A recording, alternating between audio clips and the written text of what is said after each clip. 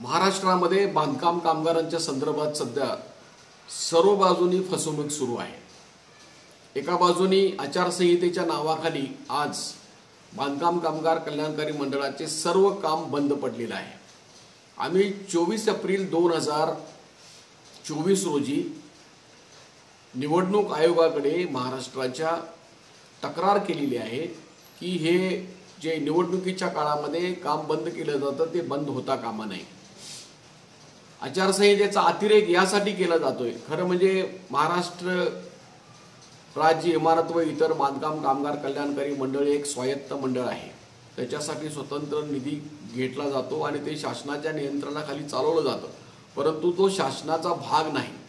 दुसरी बाब अशी आहे की त्या मंडळामार्फत जे कामकाज चालतं त्याचा मत ठरण्याचा किंवा मत मागण्याशी काही संबंध नाही।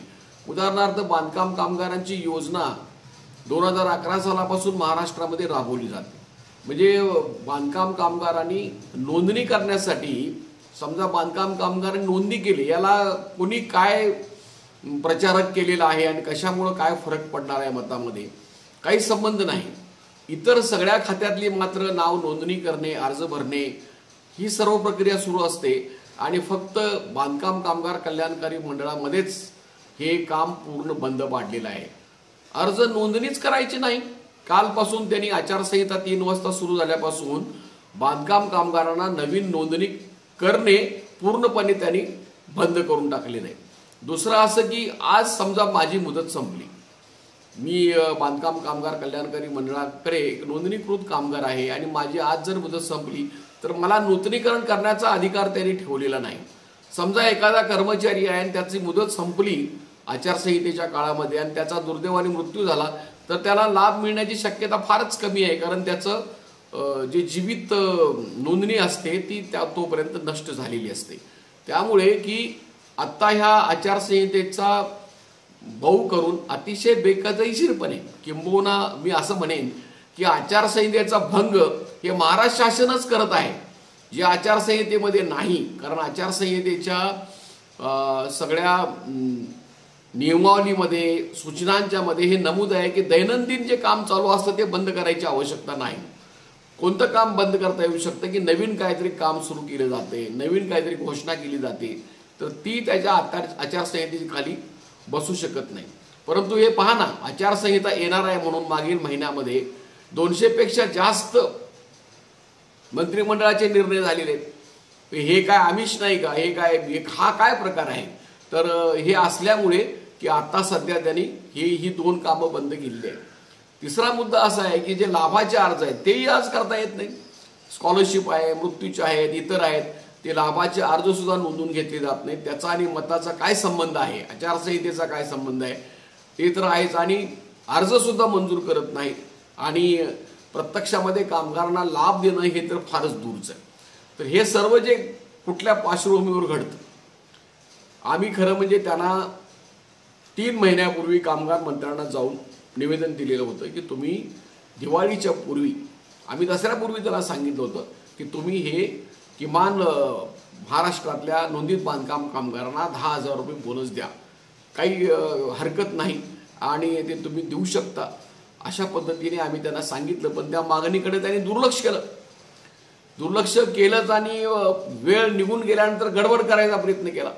आम्ही त्यांना हे सांगण्याचा प्रयत्न केला की बांधकाम कामगारांचा तुम्हाला दुवा मिळेल, पण त्यांना शापच घ्यायचा होता, त्याला आता आम्ही काय करायचं?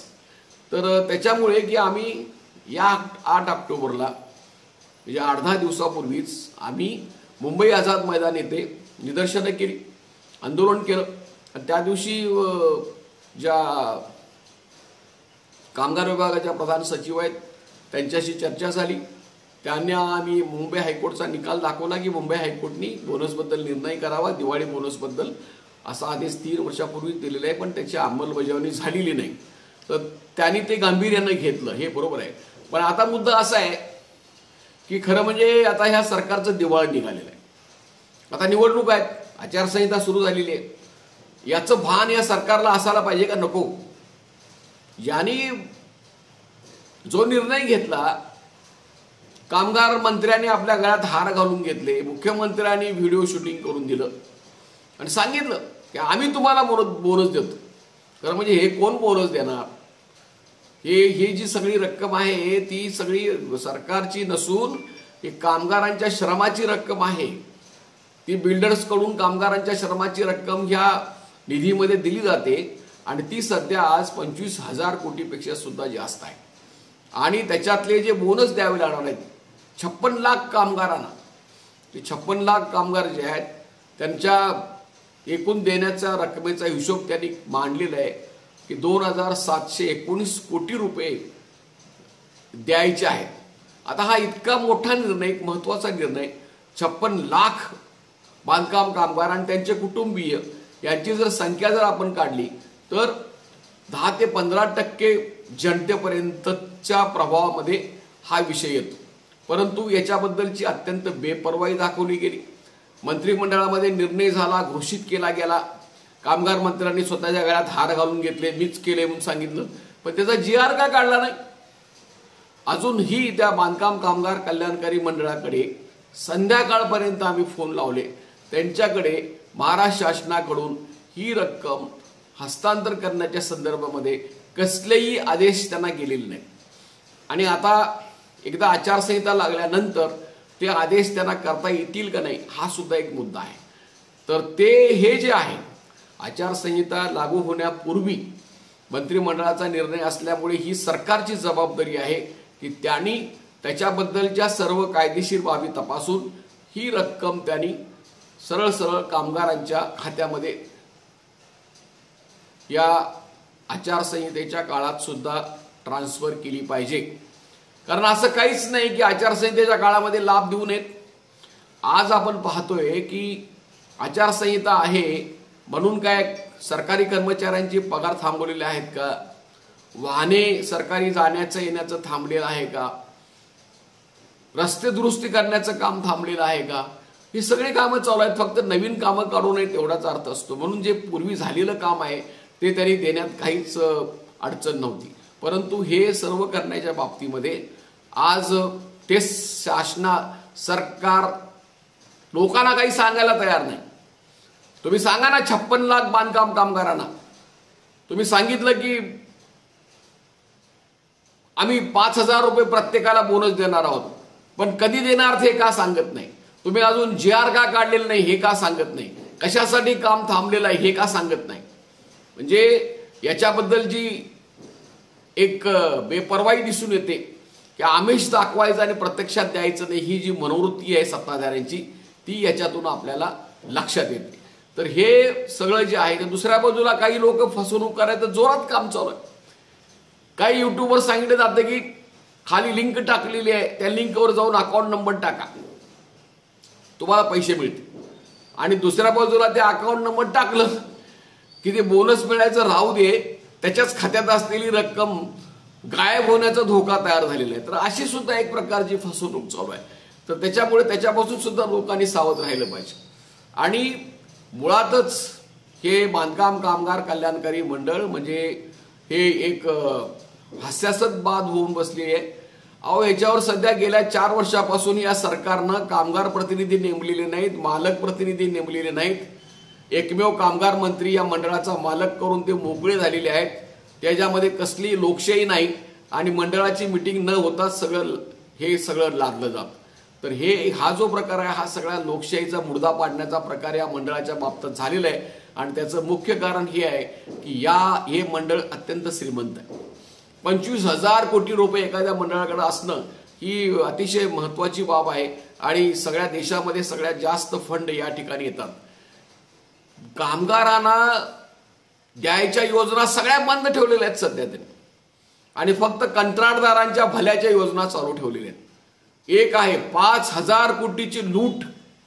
जो निनानी नावाचा कंत्राटदार आहे ज्यानं या मध्यान्ह भोजनची स्कीम राबवली, त्यांना 5,000 कोटी रुपये आतापर्यंत दिलेले आहेत. अनेक जिल्ह्यांच्या मध्ये त्याच्यामध्ये गैरव्यवहार जरा सिद्ध झाल्यामुळे ती योजना बंद केली.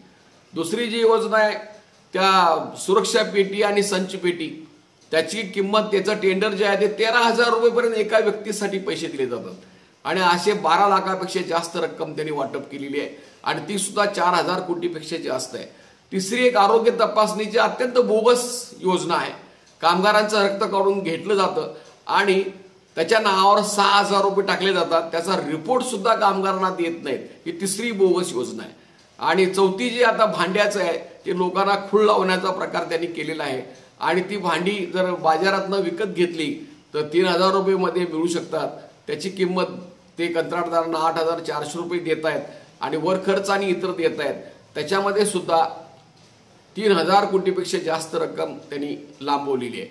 अशा प्रकारे जी शिल्लक रक्कम होती ती कंत्राटदारांच्या भल्यासाठी वापरली गेलेली आहे. त्याच्यामध्ये अनेकांचे हात ओले झालेले आहेत. आणि दुसऱ्या बाजूला मात्र 4-4 वर्षे मेलेल्या कामगारांच्या विधवा बाईला त्याच्या नवऱ्याच्या अंत्यविधीचे 10,000 रुपये सुद्धा मिळालेले नाहीत. 8 ऑक्टोबरला संध्याकाळी 4 वाजता आम्ही हे जे विवेक कुंभार आहेत या मंडळाचे सचिव त्यांच्यासमोर 5 महिला विधवा आम्ही नेऊन उभा केला आणि सांगितलं 4-4 वर्षे झाले याला महिन्याला 2,000 रुपये जे मिळतात ते मिळालेले नाहीत. 2 लाख रुपये मिळालेले नाहीत. 5 लाख अपघाती विमा मिळत नाही.